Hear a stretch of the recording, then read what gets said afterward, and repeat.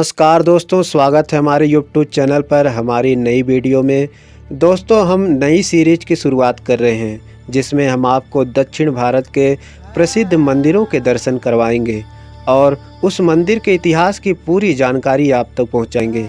दोस्तों, दक्षिण भारत के मंदिर सिर्फ भारत ही नहीं पूरे विश्व में काफ़ी प्रचलित हैं। यहाँ स्थित मंदिरों से उनकी प्राचीनता और वैभव साफ झलकता है।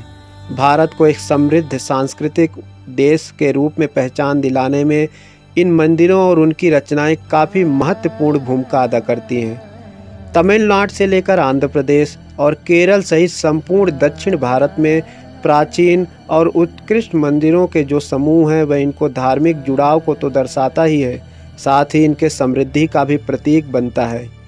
इन सभी राज्यों में तमिलनाडु में सबसे ज़्यादा मंदिर स्थित हैं। उनमें से कई सारे मंदिरों को यूनेस्को द्वारा वर्ल्ड हेरिटेज साइट का दर्जा प्राप्त है। आज हम इस वीडियो में आपको दक्षिण भारत का प्रसिद्ध तिरुपति बालाजी मंदिर के दर्शन करवाएंगे और इसके बारे में संपूर्ण जानकारी देंगे। दोस्तों, आंध्र प्रदेश के चित्तूर जिले में स्थित यह मंदिर सिर्फ दक्षिण भारत ही नहीं बल्कि संपूर्ण विश्व में प्रसिद्ध है। तिरुपति पहाड़ की 7वीं चोटी पर स्थित यह स्वामी वेंकटेश्वर मंदिर श्री स्वामी पुष्करिणी के दक्षिण किनारे पर स्थित है। समुद्र तल से 3200 फीट ऊंचाई पर स्थित तिरुमाला की पहाड़ियों पर श्री वेंकटेश्वर मंदिर बना हुआ है। प्रभु वेंकटेश्वर को भगवान विष्णु का अवतार माना जाता है। ऐसा माना जाता है कि प्रभु विष्णु ने कुछ समय के लिए स्वामी पुष्करिणी नामक सरोवर के किनारे निवास किया था। यह सरोवर तिरुमाला के पास स्थित है। तिरुमाला तिरुपति के चारों ओर स्थित पहाड़ियों शेषनाग के साथ फनों के आकार पर बनी सप्तगिरी कहलाते हैं। माना जाता है इस मंदिर का इतिहास 9वीं शताब्दी से प्रारंभ होता है, जब कांचीपुरम के शासक वंश पल्लव ने इस स्थान पर अपना आधिपत्य स्थापित किया था। परंतु 15वीं सदी के विजयनगर वंश के शासन के पश्चात इस मंदिर की ख्याति दूर दूर तक फैलनी शुरू हुई। 50,000 से भी अधिक श्रद्धालु प्रतिदिन इस मंदिर के दर्शन के लिए आते हैं। कहा जाता है भगवान वेंकटेश्वर स्वामी की मूर्ति पर जो बाल लगे हैं वह असली हैं।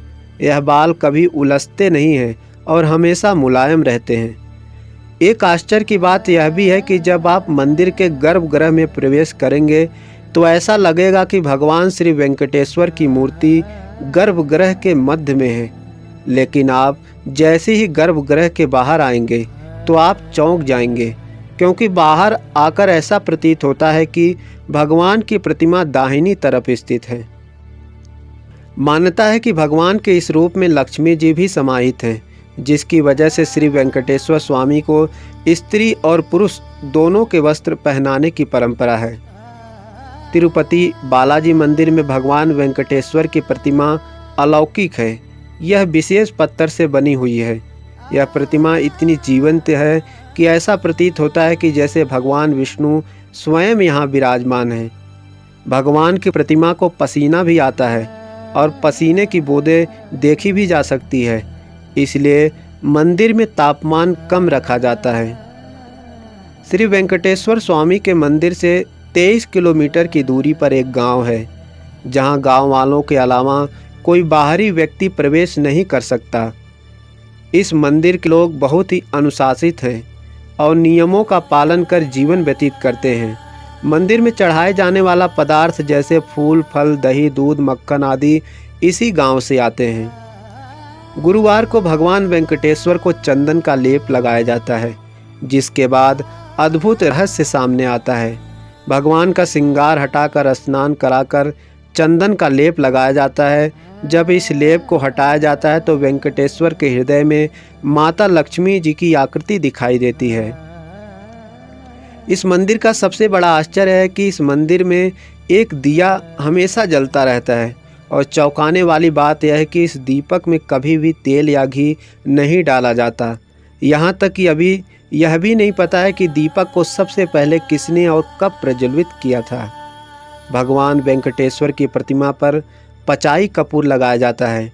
कहा जाता है कि यह कपूर किसी भी अन्य पत्थर पर लगाने से उस पत्थर में दरार पड़ जाती है परंतु भगवान वेंकटेश्वर की मूर्ति पर इस कपूर को लगाते हैं तो कोई दरारें नहीं पड़ती हैं। मंदिर के मुख्य द्वार के दरवाजे पर दाईं तरफ एक छड़ी है। इस छड़ी के बारे में मान्यता है कि बाल्यकाल में इस छड़ी से ही भगवान वेंकटेश्वर की पिटाई की गई थी, जिसकी वजह से उनकी ढोड़ी में चोट लग गई थी।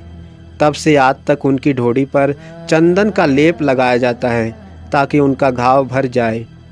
भगवान वेंकटेश्वर की मूर्ति पर कान लगाकर सुने तो समुद्र की लहरों की ध्वनि सुनाई देती है। यह भी कहा जाता है कि भगवान की प्रतिमा हमेशा नम रहती है। गर्भगृह में चढ़ाई जाने वाली किसी वस्तु को बाहर नहीं लाया जाता, बल्कि बालाजी के पीछे एक जल कुंड है, उन्हें वहीं पीछे देखे बिना उसी में विसर्जन किया जाता है। दोस्तों, इस मंदिर में केश दान की बहुत प्राचीन परंपरा है।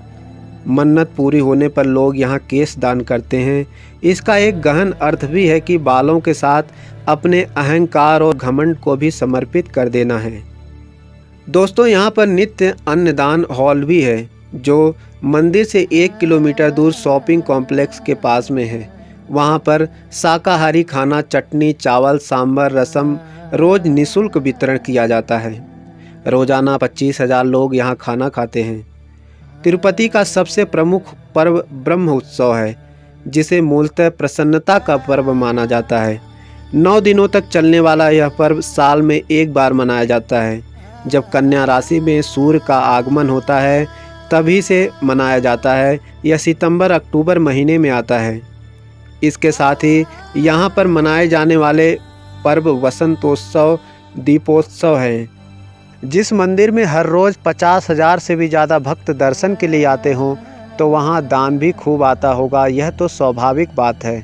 अब बात करें तिरुपति बालाजी की संपत्ति के बारे में, तो यहाँ तिरुमाला तिरुपति देवस्थानम ट्रस्ट के पास 9,000 किलो के करीब शुद्ध सोना जमा है, जिन्हें देश के 2 बैंकों में जमा किया गया है।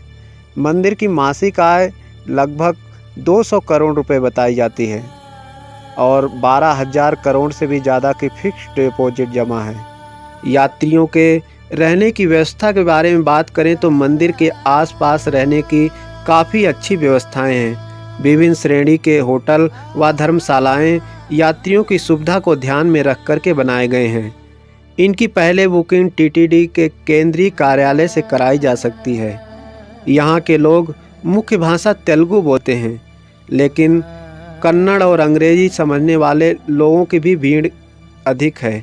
हिंदी भाषा बोलने वाले और हिंदी में किए गए प्रश्नों का जवाब हिंदी में देने वाले कम ही मिलेंगे। तिरुपति शहर में मौसम की बात करें तो तिरुपति में आमतौर पर वर्ष भर गर्मी होती है।